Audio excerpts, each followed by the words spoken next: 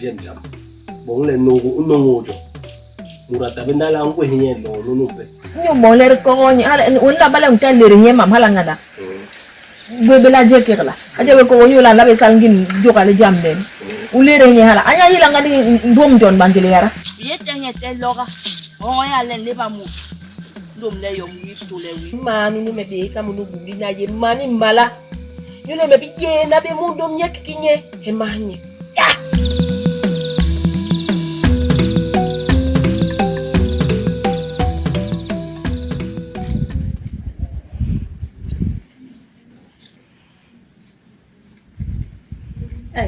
Amala. Dila kinu magamura no hala. Lo kala ibe ye. Ko ben manuna. Ngoku mbokina. Waye ye. Daru hala la mi me la. Kale me. Ni lani. De bolan ka to mla. Mi to bangon la. Ngwele kalme ki magamura no ni. Ne yinya ki mu la yimu. Hala wen ko bole me hala le mi no hala longa le mi tibi song da hala ma women ki mu la yi mu le la Ki mu la yimbe mu homa hala mi yiye. Wen manga murano no ri na be ni ki ma murabo na mu lo mayina Makalo mtama mu ko ni. Bale pamla wonye ni ko na mu ko ni ko ni subule po na mu tama mu. Abon kina. Amala manga murano ani mi benje mu lo bol an yimi be to le bagla yena an lo na yo na yile an yuwe ayilem je manyu Ki sumbu por. manga murano Yara. an lo na ange Le. le we ni mala mu haye jim ni ye chenebe manu amala rugwe bor bangen munu family yes hala jamle mase le local me la manke ngo hakirite ko na ngomu wara munu kere le hajes Kege unte be mur nambani le obebe jam. John tele lo bebe me jim. Nule nugra le nambani ni simur. Bale bong hala. Waba na hobe. Buroba yo bus. Lo yen namba yem yi gwa gongsi. Nyu bole lo bebe mele minim de ba we. Unte be. Me ang le wala. Unte be. Ali mala. Menu ngang lele me bebe wo jam. Mengon kume. amala ma chel mong ma lu kurba le be bodi tabe ma no angwe na mbaini itera ya nengel na gwambu ampor ha bele ko gal bong la le berli stores itabe na Mo ngole. Ulama yi ler yi lama kill mating. Mating mond lama kill. mating Oyi le na ho matara ti mele mo ongol. Nyu bole me lo mi yen mo bor mbura yem.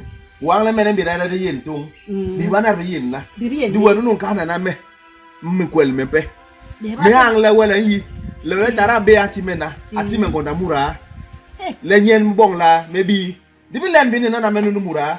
Le gon ku. song abi chuan gon Ba hala lo. yen long basa long basa la ga bana to bora ba to bana to ba no re Ubong me jam. ga buran ke habe homa Ubong me jam. ma na ngwe ne Leb ni mura. Leb ni ama chuwa machele yini le menkalle iyo mbo tara time le mo mi ki ba ti mura yen bi bo mo ale ko na me no obni su ya wa su ya ki no obni wa su ma ke na wa ya ki le me ma ke na wa ya ki le mura be na me na manga na mura na ye na unai me me le mala ya tara time mura la me bi ke na wa ya sanko ha na me yo mo ha na kiri na wa su gulbe na tebe por mu hala hala wala yen na jongon po ma nu ba ye ni balan kalbe wato yom kinga na so ake o namba ini rante ga ante tebe me wele cha hala ke na ba wa manga yen na mama ko na le kawo ko me yari je ma na ngwe ndi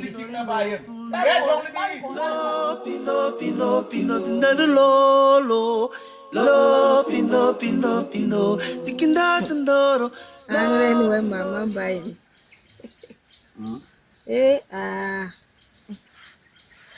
Yung lima la. Wang kan deku.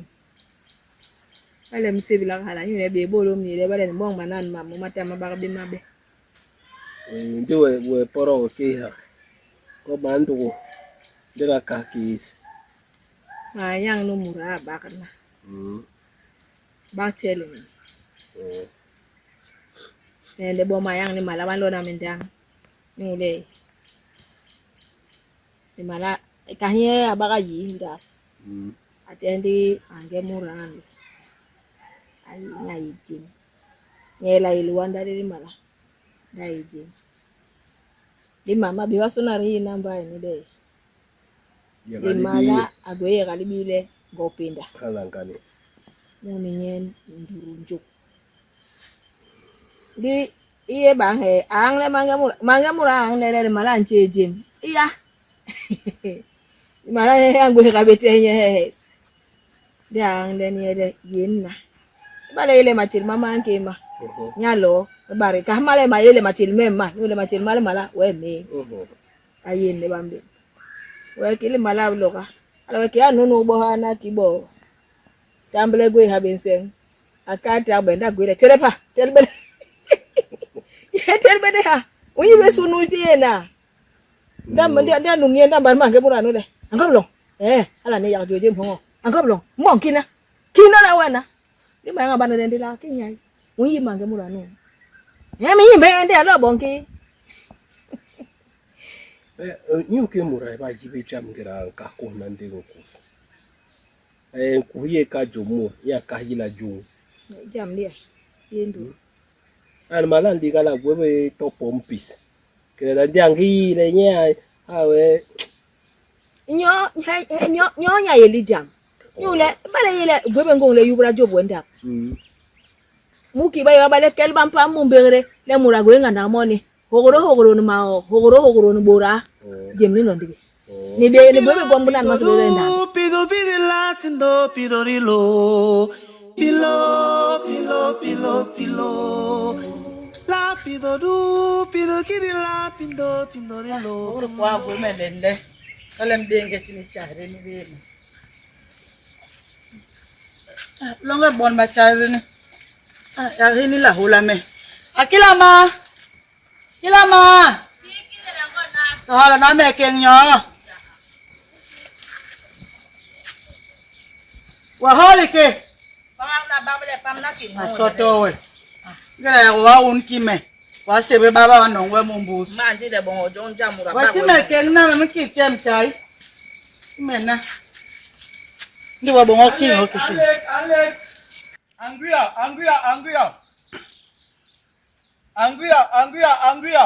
kenguya mo Nyik. ai nyire anyibiki ya ile Sipila pido du pido la pido rilo pilo Anguya. pido du pido kiri la pindo tindo rilo la he ngabenje beba kan di beyo mu le ba sang beba e bor ba ngam beba kan ayongo yo ya sang bebegla yanyele nya tarbe apuro bebe tele jam le peli aman ke wa mu ha beba ga andi beyo le ini ha yo ko la me kana mo nje ka be yo mu le ko na jamu Sipila pido du pido la tindo pido rilo pilo One gabi. la pido du pido kiri la pindo tindo Yeni ile na yeni mbai na. So banga.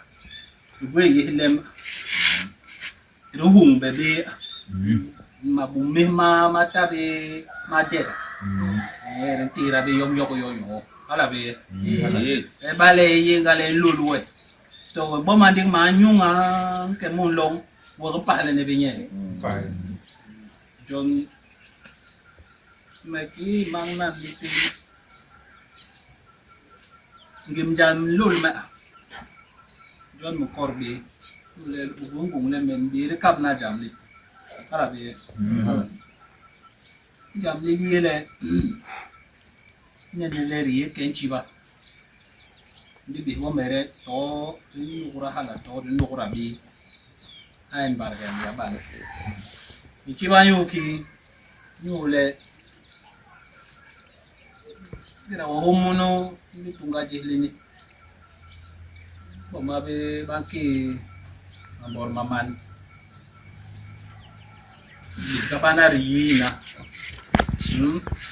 Di kabana riyina. Pada ke ang mungkin mo bon ni de kana ichi ni ye. Ko ene. Pada de ka bura baba ile ma chil manyam, bae ma bi di ba lomba ba ile ma chil mok manyam. Bae ka joka. Di ini tebele njomi ha homa. Njomi ha.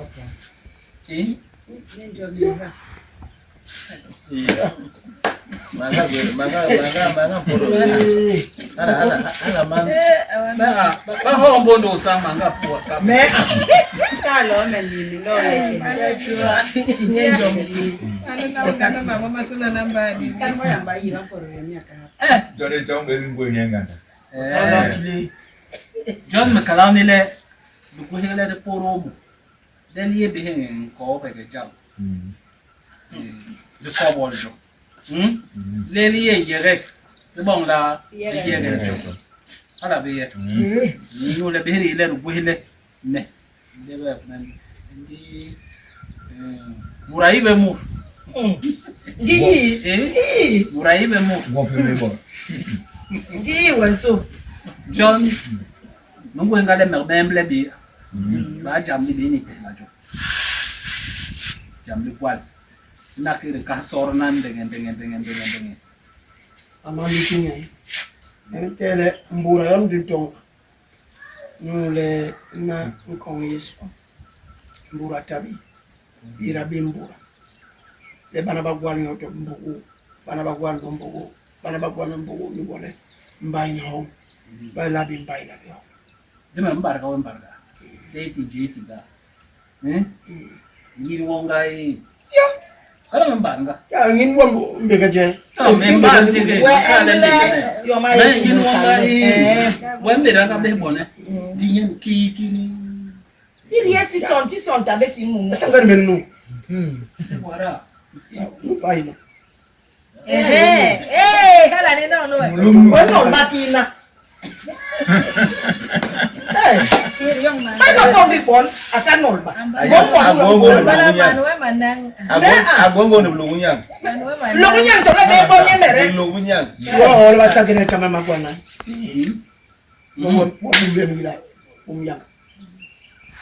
ha umga mele somya raba ha dinugrale Aba bi men Punya. Kalau we merane ngala. ka yang le pun na belem alo ba. Bom kum la ngang. Waki. Bom kum la ngang. Len sung a ka mele. Mama wa tin ma. Wa se jo lo ka long ba. Me ka me. Jibe ken ni ba. La ben ji ngong le bi ko. So, ala je mukala ka pu la men hala we wi wara u bugwe mihima. Mi wara mihima. Pada yang ka pu na men na ka lungu donga jam. Ya, adun Ma ke wo. Ndia mo male. Do mem nyar jo. Nde wa yi ni bo ba. No be na len karma ke murano. wo gwe mo. Nem gwe mem. Gwe mo nge. No pa. Gwe mem. Di ma no na mbar po mo. Ba wi la no we. Yo le no na ni jam li e be hina. Men ka le mem so bo be re wa. E ba le ma. Be me de lo ka. Ma te bo le. Lo ka te na me. Ya lo ka le. Amara. Mama pongole. Le ba lo ko la. Ya ma ke e ya we ba ndo ka. Ba lo ko la jo le se. Ne tabeli bilinga uji kera me bima kika wa. Ni wa ne.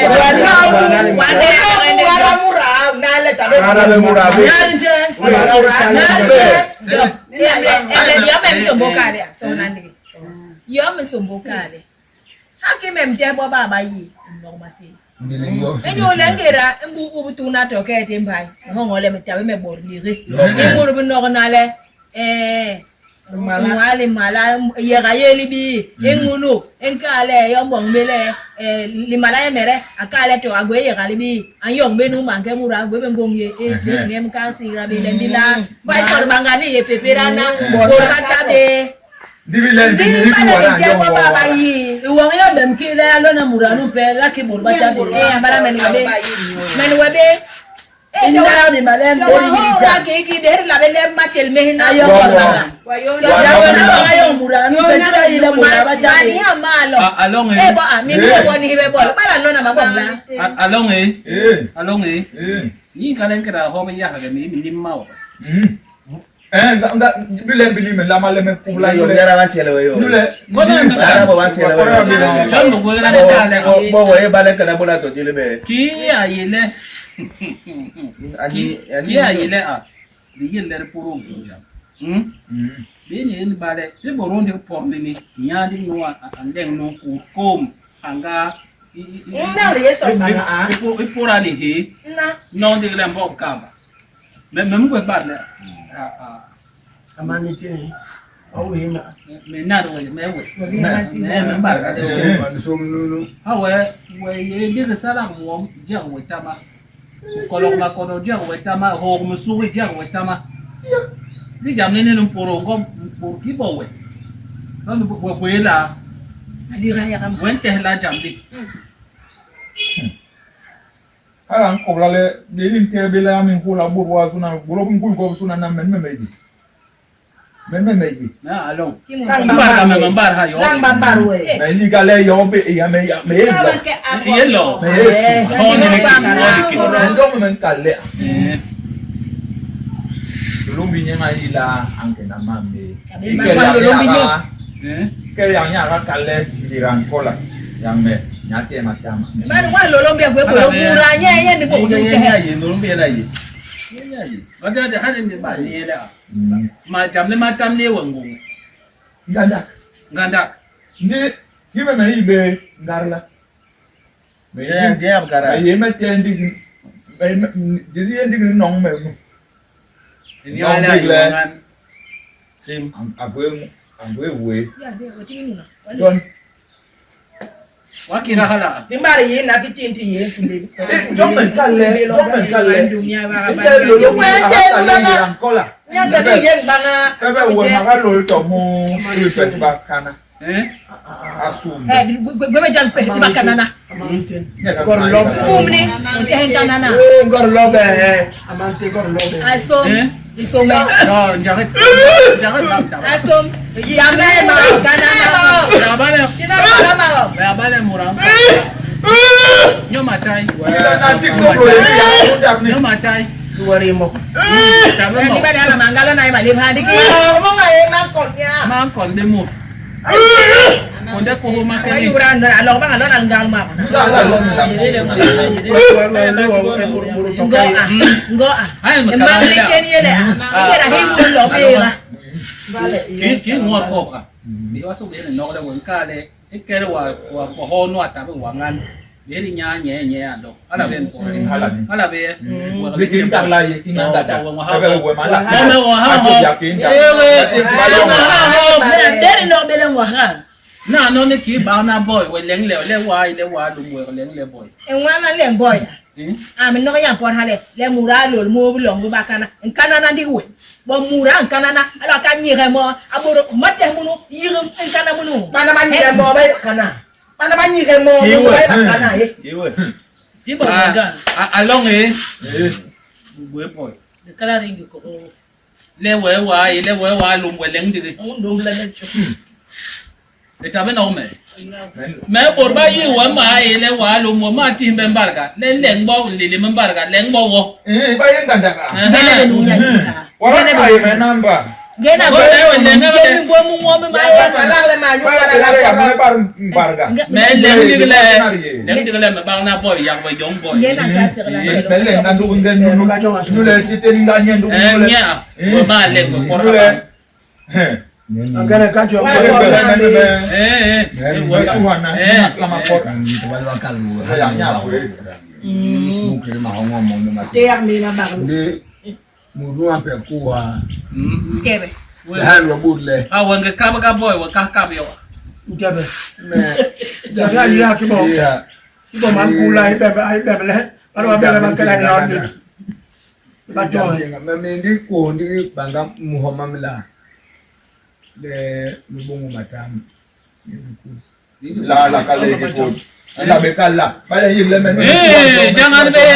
Se jonga wa jima be. Mang manai we mangan Mo le. Wa di de banga. Kumba. De ba mu na la bere me. Wewe son pe. Ni Ni wo son pe. Ngibenge ke. di bana matama ko no wundi ni ni ngi ka sala ni. Wi be to ala ai wa bebe to la i wa ha. Ai bebe. Ai bebe. Hangu ipo. Agora e bali ni na. Be na na diseri e. E wo mera ni no da he da. Jenga be foma. Metera assembly. Da so ba imulere. Tu bang me wala be me. Tu bang me wala be me. Mente welo. Mi ka le ko ka men dim jam. Na no ya watina Ko le porna so. Ane matara mani ke boy na no wa leng ni. Agu jam li wente la. Sebenarnya Wanje. Ngela me sebele go. Ai o ma pa me ke ni ya. enti ba ke. To ai o ma pa me ke ni ya. Jabi no ba wa jo ya. Ai o ma pa me ke ni ya.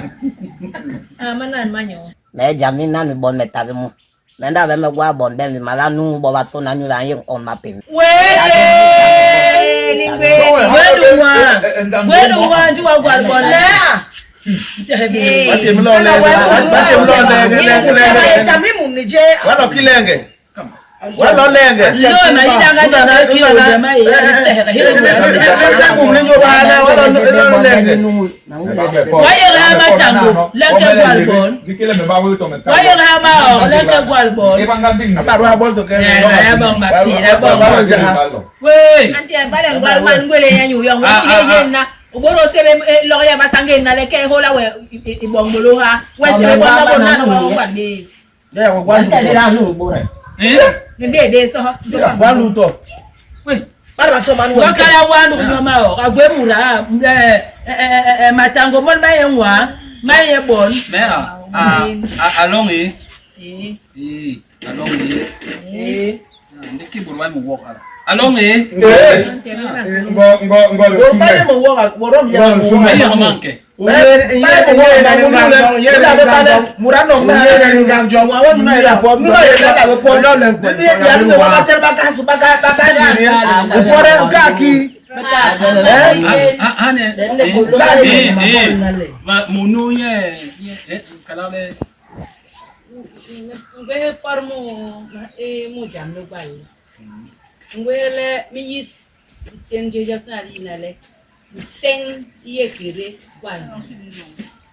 gwal murien ayengwa ya doctor murmin namien ayengwa la be bang gwang mu we mandap kiri endu namba ye bega sulu yi ha tengru sulu yi sulu yi ngwa mina bo ko natabe bala ba tarabe ba gwa bes ba sogo bes ba gwa bata ba papa bes di ba gwa bes kinna kiri yina murunamien aye ngwa murachel bangwal le nyule agwebe gwel mo achel bang to gwal nyule ki ma gwal manuel mala nuye murwara yen antarbo aye nyambe no aye mungi antar ba biru no nirbikai atara wi no ga bikai yengele me bi bala nyamba ma tuwe bere we nsuwayo murakon bangwal wongi to ne ba e buramu begre akon bang wongi le ayong bang man maning yen ki wo mera kon me bolu mo tiya nyambe ube ye mura la betera ala time na kimeye nunu muralo na bisugem la e jem lere ni mo ma ira ye da gol ala doctor Andu mere kwal mura. ya wo nura alongi. Lepi mura. Alongi.